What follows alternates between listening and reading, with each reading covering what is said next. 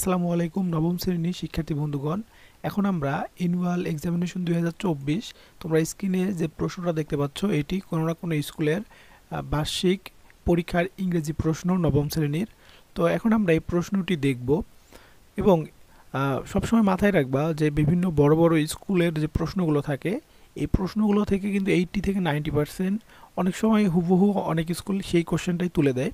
তো তোমরা চেষ্টা করবা যে বিভিন্ন বড় বড় স্কুলের কোশ্চেনগুলো সলভ করার, তাহলে দেখবা যে ওইখান থেকে হয়তোবা তোমরা 60 বা 70% প্রশ্ন কমন পেতে পারো। তো এখন এইখানে আমরা দেখি যে এই প্রশ্নে কি কি বলা আছে। তো প্রথমে পার্ট এ রিডিং।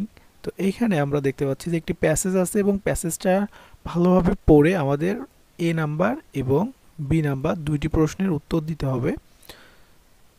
তো তোমরা প্যাসেজটি আগে দেখে নাও, তারপর কোশ্চেনগুলো দেখে নাও।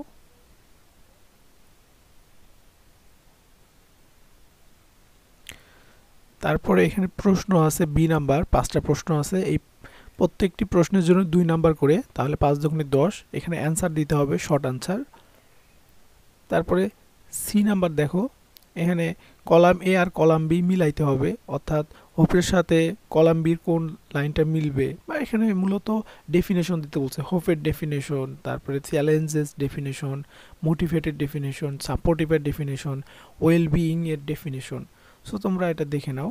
তারপর 2 নাম্বার একটি ডায়ালগ আছে, এই ডায়ালগটা ভালোভাবে পড়তে হবে। পড়ে নাও এখানে কি বলছে, how far do you agree or disagree with the statement the unnecessary of the traffic personnel is the main reason behind frequent road accident। তো এখন এখানে একটা ডায়লগ দেওয়া আছে, ডায়লগটা পড়ে তোমাকে আগে বুঝতে হবে ডায়লগে কি বলা হয়েছে। তারপর এখন তোমাকে এখানে বলেছে যে ইনসিনসিয়ারিটি অফ ট্রাফিক পার্সোনাল, অর্থাৎ যারা ট্রাফিক পুলিশ আছে তাদের দায়িত্ব অবহেলার জন্য মূলত রোড অ্যাক্সিডেন্ট হয়। এটার পক্ষে অথবা বিপক্ষে তোমাকে যুক্তি দিতে বলছে যে তুমি এগ্রি না ডিসএগ্রি এই বিষয়টা নিয়ে। তারপর 3 নাম্বার 5 প্রিভেন্টিভ মেজার। এখন এইখানে আগে পড়তে হবে আমাদের, এই প্যাসেজটা পড়ার পর আমাদের কি করতে হবে, 5 প্রিভেন্টিভ মেজার লিখতে হবে। লেখার পর মূলত দেখো এখানে 5টা লিখে দেওয়া আছে। তারপর এটার ইফেক্ট, যেমন ট্রাফিক কনজেশন এর ইফেক্ট এবং প্রিভেন্টিভ মেজার তোমাকে লিখতে হবে। তারপরে ওয়েস্ট ডিসপোজাল এর ইফেক্ট লিখতে হবে, এর ক্ষতিকর দিকটা লিখতে হবে। তারপরে প্রিভেন্টিভ মেজার মানে তুমি কিভাবে এটা প্রিভেন্ট করতে পারো বা প্রতিরোধ করতে পারো। তারপরে এভাবে এখানে দেয়া আছে, তোমরা দেখে নিবা। তারপরে পার্ট বি